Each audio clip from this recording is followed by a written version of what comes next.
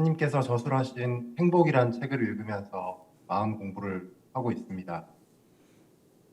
화가 나는 것은 자신의 마음의 문제이고 분별심 때문이라는 말씀을 하셨었는데 저희 아이가 요즘 좀 화가 많아졌습니다. 학교에서 아이들이 생긴 걸로 놀리고 하지 말라고 하면 더 놀리고 제가 아이들 말에 너무 신경 쓰지 말라고 해도 신경 안 쓰면은 다가와서 괴롭힌다고 하고 다른 곳으로 피하면은 따라와서 괴롭힌다고 합니다. 학교에는 얘기를 해도 저희 아이가 화가 풀리거나 애들과 관계가 좋아지는 거는 아니니까 이럴 때는 저희 아이가 어떤 마음을 내야지 아이 마음이 좀 편해질까 좀 많이 궁금합니다. 아이한테 도움을 주시면 좋을 것 같아서 질문 드려봅니다. 네. 아이를 키우는 부모 입장에서 아이들이 학교에 가서 따돌림을 당하거나 괴롭힘을 당하면 부모 마음이 많이 아플 거라고 생각을 합니다. 그러나 이 부처님의 가르침 또는 마음 공부라는 것은 내 마음을 공부하는 거지 남의 마음을 어떻게 한다 이런 게 아닙니다. 그래서 제가 여러분들 보고 욕심을 좀 버려야 됩니다. 욕심 때문에 괴롭습니다. 이렇게 말하면 여러분들이 그것을 자기에게 적용해서 욕심을 좀 내려놓으면 자기 마음이 훨씬 편해진다. 사람의 의견이 서로 다르기 때문에 내 의견이 옳다고 고집하면 내가 화가 나고 스트레스를 받습니다. 그러니 화가 나고 짜증이 날 때는 참아야지 이러지 말고 화를 내야지 이러지도 말고 참 우리 생각이 서로 다르지 판단이 서로 다르지 이렇게 관점을 가져야 내가 스트레스를 받지 않습니다. 이런 말을 나에게 적용해야 된다. 그런데 내가 스님의 이 법문을 듣고 부인이 화를 내니까 야 화내봐야 너 손해야. 나하고 너하고 의견이 다르다. 이걸 네가 생각을 해라. 이렇게 하면 그 사람한테는 이것이 법문으로 다가오는 게 아니라 자기 가슴을 아프게 하는 비수로 다가온다. 그래서 이 마음 공부는 남에게 적용하는 것이 아니다. 부처님의 경전을 읽으면서 그 말씀을 내가 듣고 자각하는 말이지 그 말을 남에게 야 부처님 이래 말했어. 너 이렇게 살아야 돼. 이렇게 하는 즉시 그것은 법문이 안 되고 독설이 된다. 그러니까 우리 아이에게 어떤 말을 해줘야 됩니까? 라는 것은 엄격하게는 이 증문적설에 해당이 안 되는 얘기다.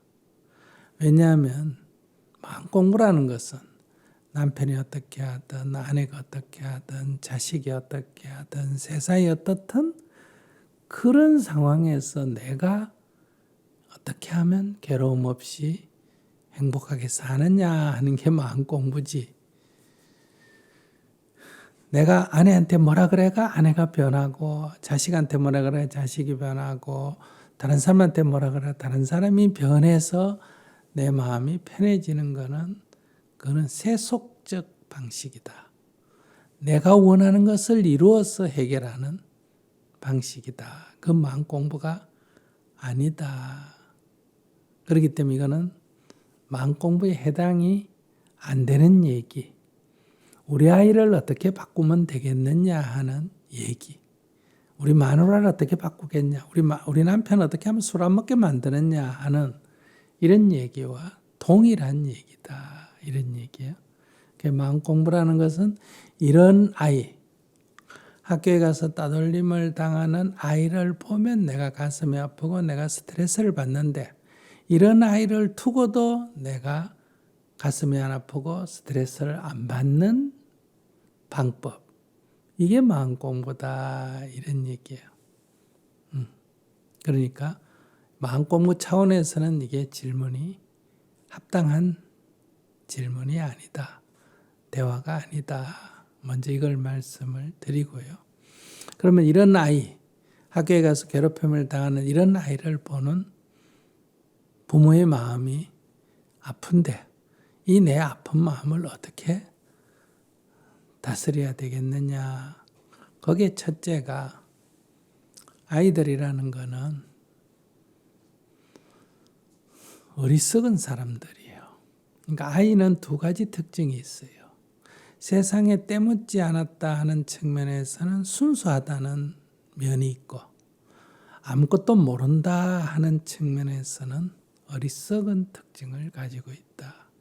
그래서 우리가 어린 백성이 세종대왕 훈민정음에 나오잖아요. 어린 백성이 할 때 어리다는 말은 어리석다는 말이다. 이런 얘기. 그러니까 어린이라는 말은 어리석은 이란 뜻입니다. 그렇기 때문에 그 어린아이 친구들이 걔들은 어리석기 때문에 뭘 모르기 때문에 어려운 동료를 돌봐야 된다. 친구를 보살펴야 된다. 이런 생각을 할 줄 몰라요. 애가 나쁜 애가 아니라 그런 생각을 할 줄 모르는 게 어린아이다. 이거야. 그렇기 때문에 학교에 가서 약자를 보고 도와야지 하는 애가 10명 중에 한두 명이 있고 절반 정도는 약자를 보면 오히려 괴롭히고 싶은 마음이 일어나는 게 어리석은 아이들의 마음이다. 그렇기 때문에 그 아이들을 보고 괴롭히지 마라 이렇게 말한다고 되는 게 아니에요. 예를 들면 우리가 외국인하고 결혼해서 난 아이, 즉 혼혈아죠. 이런 아이들이 이제 우리나라에 외국인이 많이 사니까 안산 같은 데서는 또 지방에서는 학교에 그런 아이들이 굉장히 많다. 초등학교에. 그럼 어른 같으면 어때요? 우리가 인종적으로 차별하면 안 된다. 그런 사람에 대해서 차별적 언어를 쓰면 안 된다. 이거 어른은 통합니다. 그런데 아이들은 그게 놀림의 대상이 된다. 모르기 때문에 그런 것처럼 생김새를 갖고 놀리거나 또는 여자아이라고 놀리거나 장애아를 놀리거나 그러니까 아이들은 장애아를 보고 흉내를 내고 놀리고 그런단 말이에요. 그러니까 말을 더듬으면 그걸 들어주는 게 아니라 일부러 말더듬 흉내를 내고 저끼리 웃고 이렇게 하는 게 어린아이다. 그러니까 어린이는 다 좋은 게 아니에요. 순수하다. 어른처럼 욕심이 없다. 그런 측면에서 순수한 면이 있지만은 어리석다 하는 측면에서는 굉장히 문제가 많은 거예요. 그래서 아이들을 가르치는 거 아니겠어요? 아이들이 다 순수하고 깨끗하면 뭐 때문에 가르쳐요? 놔두면 되지. 어리석기 때문에 아이들은 깨우치는 거다. 그러니까 첫째 이 문제가 발생하면 자기가 그걸 갖다 애한테 뭐라 그래가 애가 어떻게 문제를 해결하도록 하는 것은 어려운 문제다. 그러니까 먼저 선생님을 찾아가서 아이의 이런 어려움이 있다. 그 아이가 나쁘다. 혼내줘라. 이렇게 하는 거는 내 아이만 사랑하지 남의 아이를 사랑하지 않는 자세다. 이런 얘기예요. 그러니까 아이들은 이럴 수 있는 게 아이들이에요. 그게 나빠서 그런 게 아니다 이거예요. 그러니까 상담을 해서 선생님이 그거를 어떻게 조율할 건지 첫째 하나 의논해서 선생님의 도움을 받는데 이때 선생님한테 가서 화를 내거나 다른 학부형을 불러다가 혼을 내거나 하는 거는 문제 해결에 도움이 안 된다. 그러면 이 아이 때문에 자기들이 혼나기 때문에 아이들은 이 아이를 더 미워하고 더 자기들끼리 패를 형성한다. 선생님이 있거나 뭐 이럴 때만 안 그러고 없는 데서는 더 괴롭힘을 하는 게 아이들의 그 성질이에요. 그러니까 아이라고 다 좋은 게 아니에요. 그런 거 보면 굉장히 나빠요. 사실 어른 기준으로 보면. 근데 그게 인간성인 걸 어떻게 해요? 인간성이라는 것 자체가 그런 성질을 갖고 있는데. 닭도 키워보면 같이 병아리가 크다가 꽁지가 이렇게 좀 빠지고 좀 작은 게 있으면 집단 괴롭힘을 하는 경우를 볼 수 있습니다. 어릴 때 키워보면요. 거기 다 가서 막 쪼아가지고 피가 나는데도 계속 그렇게 집단 괴롭힘을 하는 경우가 있거든요. 그게 뭐 전문적으로 무슨 성질 때문에 그런지는 모르지만은 그렇기 때문에 그 부모는 그걸 어떻게 하겠어요?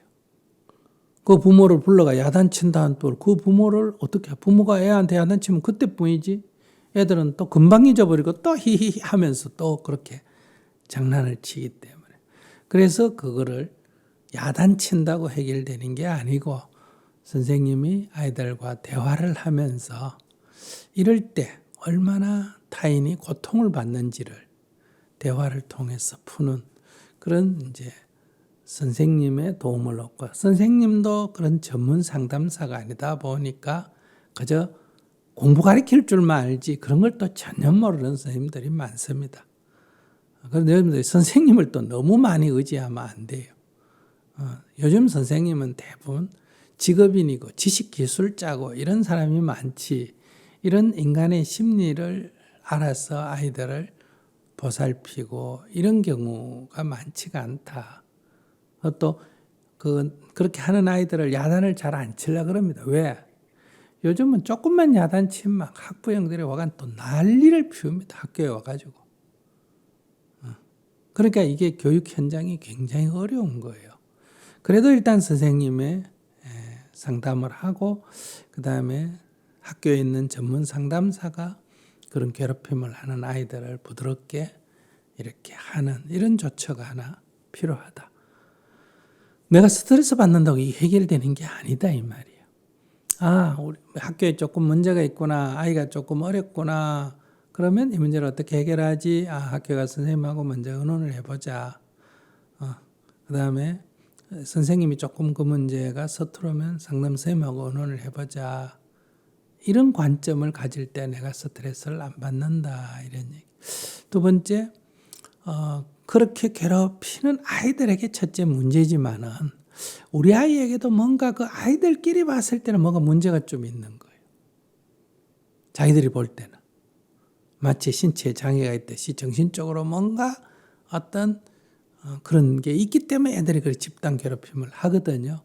그렇기 때문에 이 아동 심리를 전문으로 하는 이 의사 선생님과 아이를 면담하고 상담을 해서 아이가 이런 문제에 어떻게 대응하는지를 아버지나 엄마 입장에서 감정적으로 실어서 얘기하지 말고 아이가 상담해서 아이가 집단 괴롭힘을 당해서 생기는 마음의 상처를 우선 치유해 줘야 되고 두 번째 거기에 대응하는 아이 입장에서 대응하는 거를 그 전문 아동심리학을 하신 선생님이 애를 도와줘야 된다. 그러니까 이렇게 문제를 해결해야 된다는 거예요. 그런 해결의 관점에 서면 이게 뭐 우리 아이가 문제가 있다. 저 집 애가 나쁘다. 학교에서 왜 이러냐. 이렇게 생각하면 이제 자꾸 감정이 생기고 스트레스를 받는다. 학교에 가서 얘기해도 막 나도 모르게 선생님이 뭐가 문제냐 이런 식으로 좀 나오면 막 화가 나게 되고 이러거든요. 그러니까 첫째는 아이들을 몰라서 그렇다. 두 번째, 선생님도 잘 이런 거에 대해서 모를 수가 있다. 항상 이게 전제가 돼야 됩니다. 또 우리 아이에게도 약간의 우리가 볼 때 문제가 있는 게 아니라 지극끼리 볼 때는 뭔가 괴롭힐 만한 어떤 끈덕이가 있을 수가 있다. 이유가 있을 수가 있다. 그게 한 번 하고 끝나는 게 아니라 우연히 일어난 게 아니라 이렇게 지속된다면 그러면 그 문제에 상담한 선생님의 의견을 듣고 첫째는 마음의 상처를 치유를 해야 됩니다. 아버지가 야단을 치거나 뭐 위로를 한다고 해결되는 게 아니에요. 어릴 때 이 마음의 상처는 평생에 큰 그 영향을 주기 때문에 나중에 이것 때문에 분노해서 나중에 커서도 복수심을 가질 수도 있거든요. 그래서 그 치유를 해줘야 됩니다. 그래서 그런 노력, 그게 뭐 돈이 좀 들더라도, 시간이 좀 들더라도 이렇게 해주는 게 현재의 상황에서 부모가 할 수 있는 일이지 않을까 이렇게 생각합니다. 감사합니다. 네, 자기가 뭐 애한테 말 몇 마디가 해결한다 이런 거는 너무 이런 문제를 좀 몰라서 자기도 무지해서 그렇게 가볍게 생각한다. 애를 나무래거나 애를 단지 위로하거나 학교에 가서 뭐 항의하거나 한다고 해결되는 것은 아니다. 조금 이 문제를 선생님하고 먼저 상담하고 고래가 해결이 되면 다행이고 안 되면 의사 선생님하고도 상의하고 이런 절차가 필요합니다. 감사합니다. 우리가 이게 육체적으로 병이 나면 뭐 손가락이 부러지거나 다리가 부러지거나 하면 금방 병원에 데려가고 감기가 들어도 병원에 가서 의사한테 상의하고 이러잖아요. 근데 왜 사람은 육체보다 정신이 훨씬 더 중요한데 이런 치유를 하려고 하지 않을까? 이게 바로 내 눈에 보기에 내 눈으로 보기에 뭐가 부러지고 뭐 하게 되면 큰 문제가 있는 거 생각하고 이런 정신적인 어려움은 내 눈에 안 보이니까 그냥 아무 일도 없는 것처럼 생각하는 이 우리들의 어리석음이죠. 애가 늘 놀다가 엄마 올 때만 딱 공부하는 척 하면 공부 잘한다 그러고 늘 공부하다가 엄마 들어올 때 뭐 게임을 하고 있으면 난리가 나고 그러니까 우리 눈에 보이는 게 다가 아니에요. 우리 귀에 들리는 게 다도 아니고 내가 아는 게 다가 아니에요. 그래서 요즘 불교대학에서 공부하는 게 세계라고 하는 이 세계라고 하는 게 내가 아는 거다. 내가 안다는 거 별거 아니다. 내 눈에 보고 내 귀에 들리고 내 코에 냄새 맡고 내 혀에 맛보고 내 손에 감촉되고 내 머리로 생각하는 이게 이 우주고 이 세계예요. 근데 이 경험이 사람마다 다 달라. 그렇기 때문에 우리는 다른 세계, 다른 우주에 서로 살고 있는 거예요. 근데도 어떤 착각을 하고 있느냐? 우리는 같은 세계에 살고 있다. 이렇게 착각하고 있는 거예요. 그래서 늘 같다는 전제 위에, 즉 자기같이 생각해서 그렇지 않는 다른 것을 틀렸다 그러고 잘못했다 그러고 왜 그걸 이해 못하냐 그러고 이러기 때문에 이 간단한 문제가 해결이 안 되는 거예요. 같은 방에서 우리가 잠을 자는데 꿈을 꿨다고 한번 생각해 보세요. 같은 방에서 같은 시간에 같이 잔다고 같은 꿈을 꿉니까? 전부 다 다른 꿈을 꿔요. 꿈속에서는 다 다른 세계에서 노는 거예요. 눈을 떠야 별일 아니구나 하는 걸 아는 거예요. 오늘 우리가 산다는 게 마치 각자가 지금 잠을 자면서 다른 꿈을 꾸고 오는 것과 같아요. 그렇기 때문에 이 한 방에 사는 아내와 남편도 대화가 안 되는 거예요. 꿈이 다르기 때문에. 다른 꿈을 꾸고 사는 거예요. 그래서 우리가 첫째, 꿈에서 깨는 거는 조금 어려우니까 첫째, 다르다는 걸 인정하는 게 매우 중요하다. 다르다는 걸 인정해야 된다. 다르다는 것만 인정해도 많은 문제들이 해결된다. 우리가 뭘 모른다는 것만 알아도 많은 문제를 해결할 수 있어요. 자기가 자꾸 안다고 생각하기 때문에 문제가 발생하는 거예요. 네, 님, 아까 마음 공부가 제가 하는 거지 다른 사람을 시키는 게 아니다라는 말씀을 들으니까 좀 많이 부끄러웠습니다. 그리고 스님께서 문제를 제대로 바라봐야 이제 해결의 실마리를 찾을 수 있다라는 그런 설명을 해주셔서 좀 도움이 많이 됐었어요. 좀 머리가 좀 머리 뒤통수가 시원해지는 그런 느낌이었어요. 감사합니다. 네. 문제가 발생했잖아. 그죠? 문제가 발생했으니까 문제를 어떻게 풀까? 이렇게 하면 이거는 학교의 문제니까 우선 학교에 있는 선생님하고 의논해 봐야 될 거고 아이의 또 심리적 상처를 해결하려면 또 그 전공한 의사하고도 의논해 봐야 될 거고 이렇게 스님한테 의논하듯이 이렇게 이제 의논을 해서 풀면 돼요. 항상 완전한 해결책은 없습니다. 그래도 지금보다 그렇게 하면 지금보다는 조금 나아진다. 이렇게 생각하셔야 돼요.